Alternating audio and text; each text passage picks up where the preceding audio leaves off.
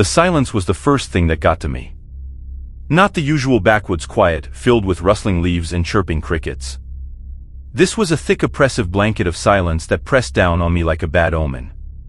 I'd been on solo camping trips before, but this time, deep in the Humboldt redwoods, something felt different. Maybe it was the towering trees clawing at the sky. Maybe it was the fact that I hadn't seen another soul for 2 days.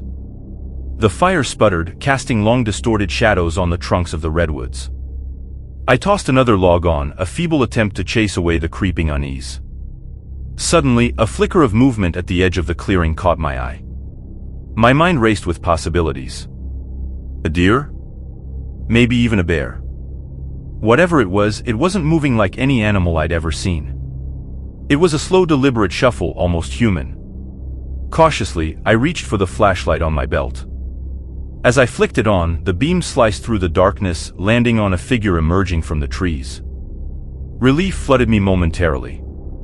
It was a man, tall and gaunt, with a thick beard that obscured most of his face. He wore ragged clothes and a wide-brimmed hat that cast his eyes in shadow. He stopped at the edge of the firelight, his gaze fixed on me. A long, uncomfortable silence stretched between us. "Howdy," I finally managed, my voice cracking in the stillness. The man didn't respond. Then, a slow smile stretched across his face, revealing teeth that were a sickly shade of yellow.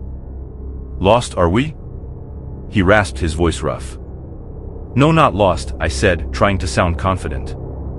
"Just enjoying some solitude." He took a step closer, and I noticed a dark stain spreading across his shirt front. It looked suspiciously like blood. My stomach clenched. "Been a while since I've seen someone out here," he continued, his eyes never leaving mine. "Been a long time since I've seen anything but these damn trees." There was something unsettling about him, something that went beyond the bloodstain and the wild look in his eyes. It was the way he spoke, as if he wasn't entirely there. "You're camping alone?"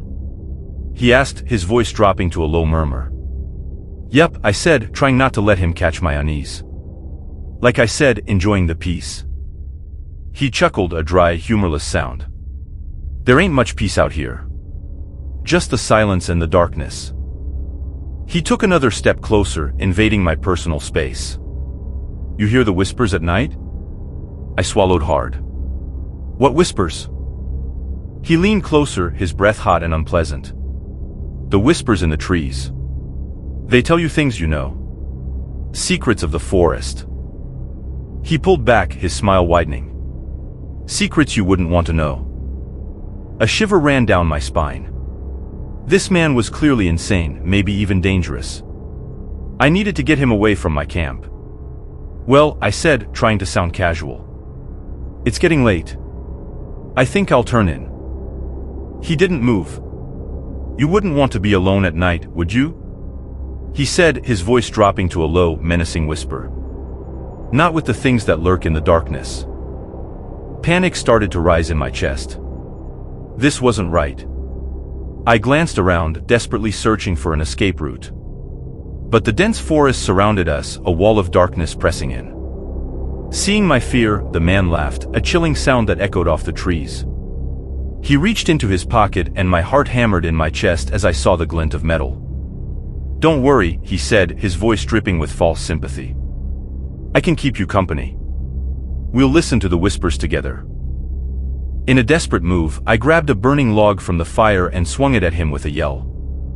The flames licked at his ragged clothes, and he shrieked, jumping back. I didn't wait to see if he was injured. Adrenaline pumping, I bolted into the darkness of the forest. Behind me, I heard his enraged shouts. I didn't dare look back. I just ran, pushing myself further into the heart of the terrifying woods. I could hear him crashing through the brush after me, his heavy footsteps getting closer with each passing second. I tripped over a root, tumbling down a small embankment. Scrambling to my feet, I winced at the sharp pain shooting up my ankle. But ignoring it, I kept running, fueled by raw fear. My lungs burned and my vision blurred with tears, but I couldn't stop. Finally, I burst into a clearing. Moonlight filtered through the canopy, illuminating a small cabin nestled amongst the trees. Hope surged through me. A place to hide. I stumbled towards the cabin, pounding on the weathered door. A voice called out from inside.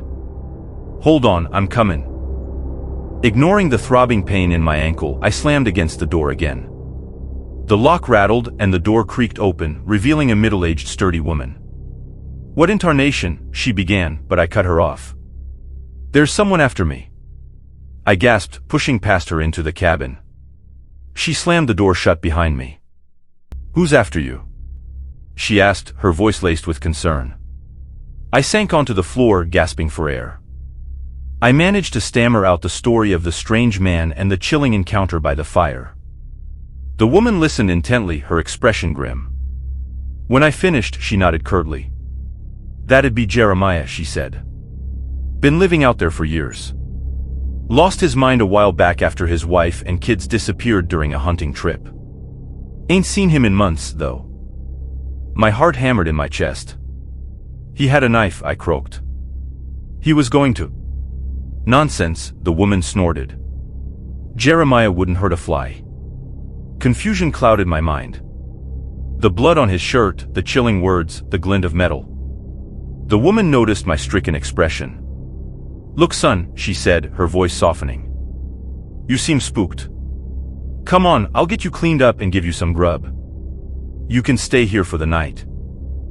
When the first light of dawn peeked through the cracks in the cabin walls, I woke feeling both terrified and strangely alive. The woman had already built a fire in the small fireplace. "I'll take you back to the main trail," she announced.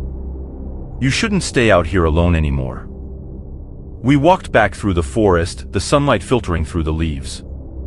We reached the main trail, a dusty path that looked like a beacon of civilization. I turned to thank the woman, but before I could speak, she held up a hand.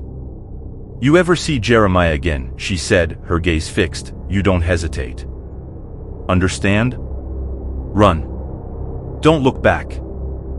I nodded, my throat still tight. We shook hands, her grip surprisingly firm.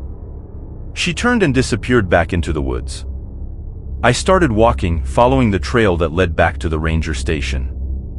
Just as the trees began to thin, I heard it. A faint, guttural call echoing from the depths of the forest. My heart lurched. It was Jeremiah. I pushed myself harder, fueled by a desperate need to get out of there. The trail seemed endless, the ranger station a mirage in the distance. Finally, the trees gave way to a clearing. The ranger station stood proudly in the center. Relief washed over me in a tidal wave. I broke into a run and burst through the door. The ranger drove me back to my car. I glanced back at the dense forest. The woman's words echoed in my mind. "You ever see Jeremiah again, you don't hesitate." And I knew, with a chilling certainty, that something dark lurked within those ancient trees. Something the woman knew about and maybe even protected me from. Whether it was Jeremiah's madness or something more sinister, the redwoods had kept their secrets, leaving me with a healthy dose of fear. The silence of the forest now held a chilling whisper, a reminder of the darkness that can lurk just beyond the edge of civilization. Hey guys. Please consider subscribing if you want more videos from us here at Frightfest Factory. Let's get back into it.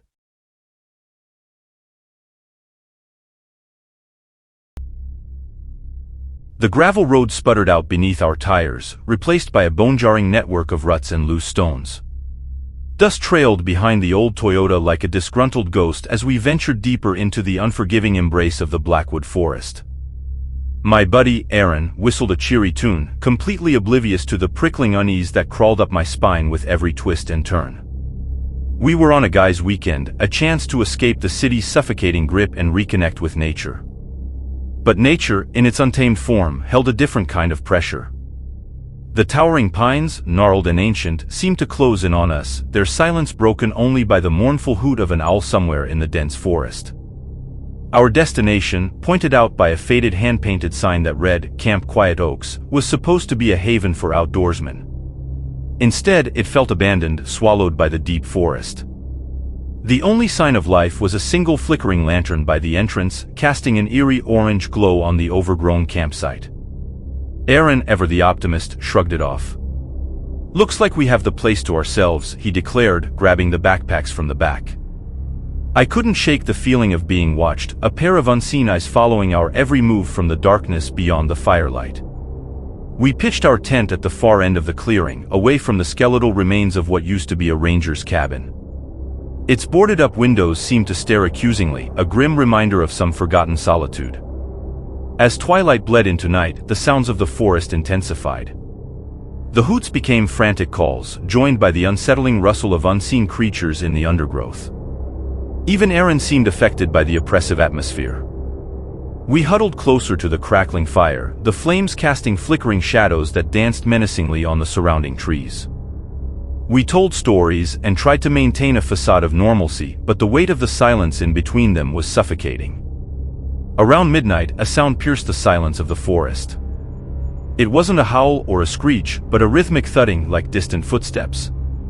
It was faint at first, then grew steadily louder, coming from somewhere deep within the woods. My heart hammered against my ribs, echoing the unsettling beat. Aaron exchanged a nervous glance with me. "Wild boar?"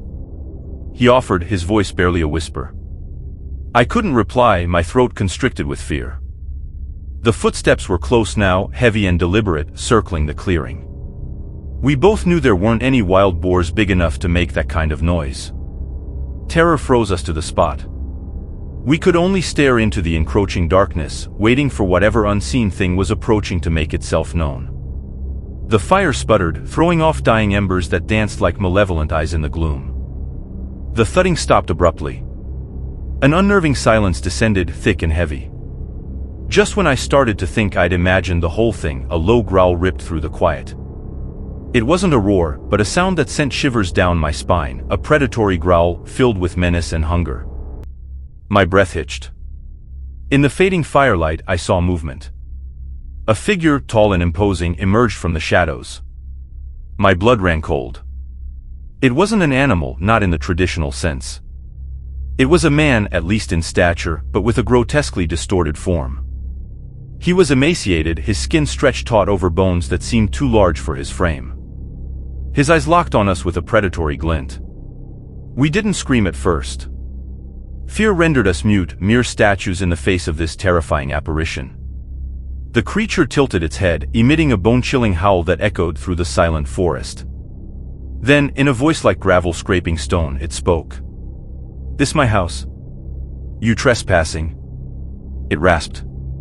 Aaron and I finally managed to tear our eyes away from the figure and look at each other. Terror was etched on his face, mirroring the paralyzing fear that gripped me. I shook my head, unable to speak past the lump in my throat. The creature took a slow, deliberate step forward. I could see now the tattered remnants of clothes hanging from its skeletal frame, a stark reminder that it was once human or something close to it. It took another step, closing the distance between us. It was then that we noticed the glint of metal in its hand. Not a gun, but a long hunting knife, its blade catching the dying embers of the fire and reflecting a deadly red sheen. Panic finally broke the dam of fear. Aaron scrambled to his feet, knocking over a stray log in his haste. The sound shattered the tense silence, and the creature reacted with surprising speed. It lunged forward, a feral snarl contorting its already distorted face. I was frozen, every muscle locked in a primal terror. In a blur of motion, the creature reached Aaron. There was a brief, horrifying struggle, a sickening thud, and then silence. My mind refused to process what had just happened. I saw Aaron fall, but the details, the glint of the knife, the spray of blood, were mercifully obscured by the darkness. The creature turned towards me, its wild eyes burning through the shadows. Its ragged breathing filled the air, a monstrous counterpoint to the crackling fire. Reason finally pricked through the fog of fear. I couldn't stay here. It would be Aaron's fate all over again. Adrenaline surged through my veins, dissolving the paralysis. I snatched my backpack from the ground and bolted towards the darkness beyond the firelight. The creature let out a roar, a sound of pure rage and hunger. I didn't dare look back. The forest floor beneath my feet was a treacherous maze of roots and rocks. I tripped and stumbled, but I kept pushing forward, fueled by the desperate need to escape. Thorns ripped at my clothes, the sharp bite of pain a minor inconvenience compared to the terror chasing me. The sounds of the forest seemed amplified 1,000-fold. Every rustle of leaves sounded like approaching footsteps. I could swear I heard the creature's heavy breathing getting closer, the primal growl echoing through the trees. Time seemed to lose all meaning. I ran until my lungs burned and my legs screamed in protest. Eventually, exhaustion forced me to stop. I collapsed against the rough bark of a giant oak tree, gasping for breath. Dawn was breaking, painting the sky with streaks of pink and orange. The oppressive darkness began to recede, offering a sliver of hope. As the light grew stronger, I dared to take stock of my surroundings. I had no idea where I was. The dense undergrowth looked identical in every direction. Panic threatened to rise again, but I forced it down. I had to find my way out. Using the rising sun as a guide, I started walking, picking a direction and sticking to it.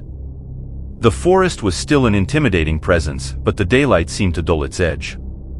Hours ticked by, filled with the constant fear that I was walking deeper into the woods instead of out. Then, in the distance, a glint of light caught my eye. Hope surged through me. I quickened my pace, my heart pounding with renewed anticipation.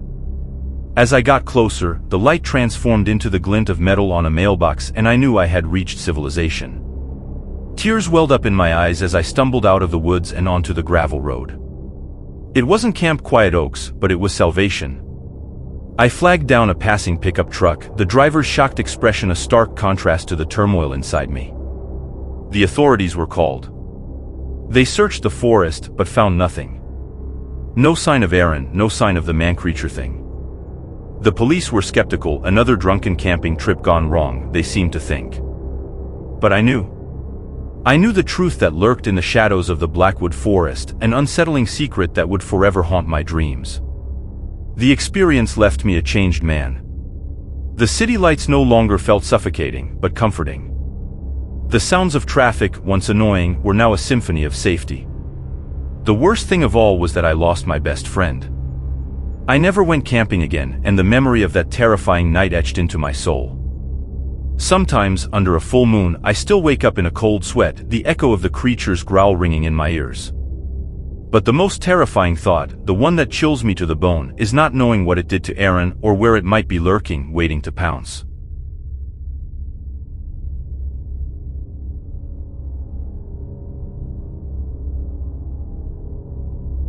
The woods seemed to hold their breath as I wrestled the last tent pole into place. Sweat beaded on my forehead, a stark contrast to the chilling air that seeped through the densely packed trees. It was late, much later than I'd intended to be setting up camp. The drive had taken longer than expected. Now, with the last sliver of daylight bleeding from the sky, a knot of unease tightened in my gut. This wasn't supposed to be a solo trip, not originally. My friend, William, had been all set to come along and escape the city for a weekend of fishing and campfire stories. But a last-minute work emergency had chained him to his desk, leaving me with a non-refundable campsite reservation and a gnawing sense of isolation. Pushing the unease aside, I zipped up the tent, the thin nylon a flimsy barrier against the encroaching darkness. I fumbled with a lighter, coaxing a flame to life and illuminating the cramped interior. Hunger gnawed at my stomach, but the thought of venturing back outside into the gathering gloom was unappealing. Supper would have to wait.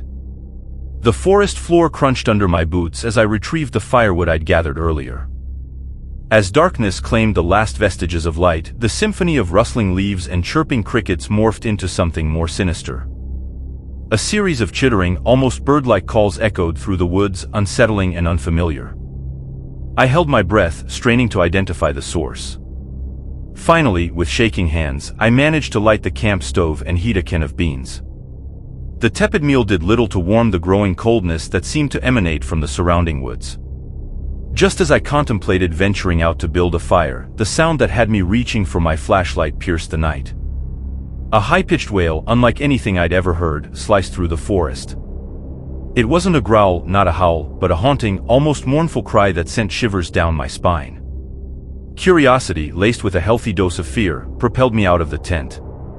The darkness was absolute, the air thick with unseen life. Holding my breath, I strained to find the source of the sound. A rustle in the undergrowth to my left caught my eye. There, a pair of glowing eyes, unlike anything familiar, reflected the dim beam of my flashlight. This was not a fox. This creature was low to the ground, sleek and muscular, with fur that seemed to shimmer in the darkness. Its long snout twitched, revealing rows of needle-like teeth. Relief, replaced by a sickening terror, washed over me. This wasn't your average forest predator. Before I could react, the creature lunged. It was impossibly quick, a blur of dark fur that slammed into my legs, claws tearing at my jeans. I yelped in surprise, stumbling backward towards the tent. The creature didn't hesitate. It let out another eerie wail and, with an unsettling agility, disappeared back into the undergrowth. Heart hammering in my chest, I scrambled into the tent, slamming the zipper shut behind me. My flashlight beam danced around the interior, searching for any sign of the creature.